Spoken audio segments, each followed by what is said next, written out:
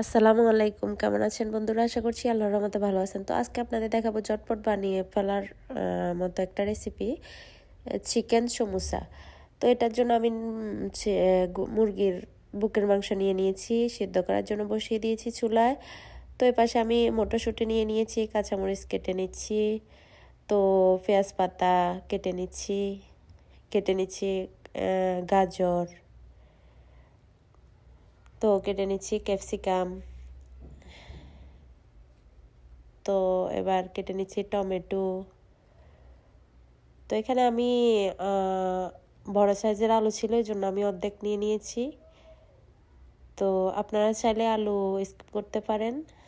তো নিয়ে নিয়েছি রসুন কুচি করে, নিয়ে নিয়েছি পেঁয়াজ, তো নিয়ে নিয়েছি আদা পেস্ট করে।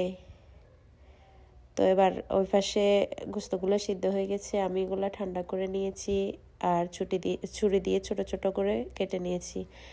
এখন একটা ফ্রাই প্যান বসিয়ে দিয়েছি চুলায়, ফ্রাই প্যানে তেল গরম করে নিয়েছি, তেলে দিয়ে দিয়েছি আস্ত জিরা, রসুন কুচি, পেঁয়াজ কুচি।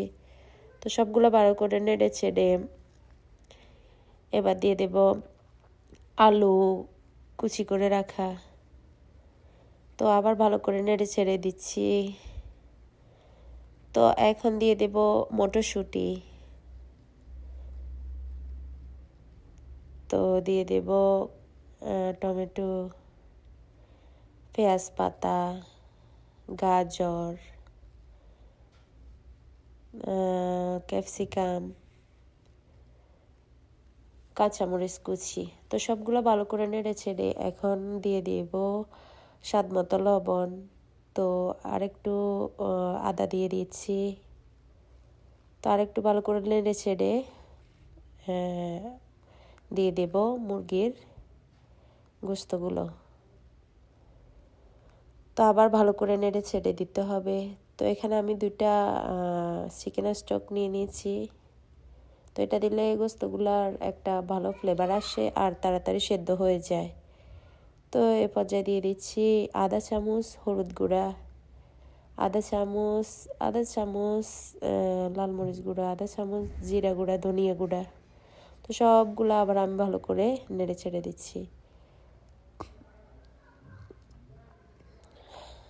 তো একটু 3-4 মিনিটের মতো রেখে দিলে এটা হয়ে যাবে।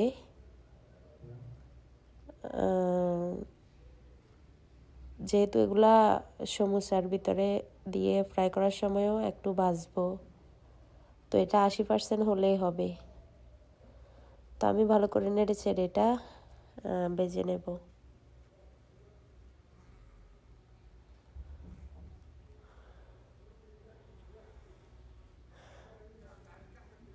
তো আমি আরেকটু ভালো করে নেড়ে ছেড়ে দিচ্ছি।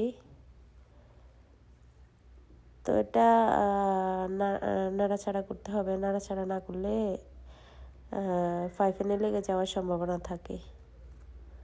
তো এরপর যে আমি গরম পানি দিয়ে দিচ্ছি, ওই যে চিকেনগুলো সিদ্ধ হতে দিয়েছিলাম ওই পানিগুলো এখানে একটু অ্যাড করে দিয়েছি, অল্প একটু দিলে হবে। তো এখানে আমার এই গোস্তের মিশ্রণটা রেডি হয়ে গেছে, আমি নামিয়ে নিয়েছি। এখানে একটা সমোসার ডো নিয়ে নিয়েছি। তো কিভাবে করছি আপনারা দেখলেই বুঝতে পারবেন। এভাবেও করতে পারেন, আমি আরও একটা নিয়মে শিখাই দিচ্ছি, 2টা নিয়মে দেখা দিচ্ছি, আপনারা যেভাবে সুবিধা মনে হয় ওইভাবে করতে পারেন, সমোসার শেপটা দিয়ে দিতে পারেন। তো এটা দেওয়ার সময় অবশ্যই খুবই সাবধানতা অবলম্বন করতে হবে, না হলে যে কোনো সময় ডোটা ছিঁড়ে যেতে পারে। তো আস্তে আস্তে এটা দিয়ে দিতে হবে। দেখুন আমি আরেকটা সিস্টেম দেখাই দিচ্ছি। আমার কাছে মনে হয়েছে এখন যেটা দেখাচ্ছি এটাই পারফেক্ট।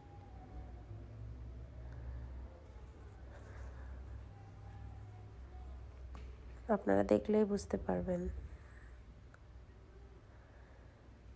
তো এখানে একটু তেল দিয়ে দিবেন, না হলে আটা দিয়ে পানি দিয়ে গুলে একটা মিশ্রণ তৈরি করে এটা লাগিয়ে দিতে পারেন, না হলে ভাজার সময় খুলে যেতে পারে।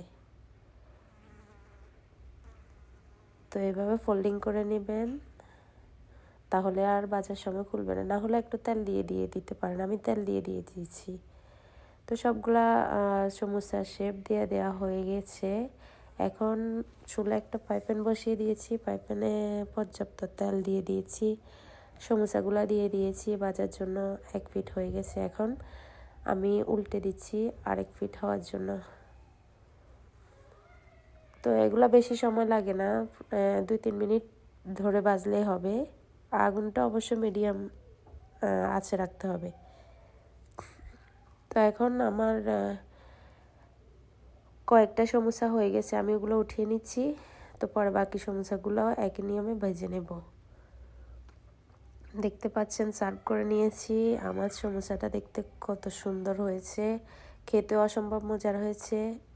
ভালো থাকবেন সবাই, আল্লাহ হাফেজ।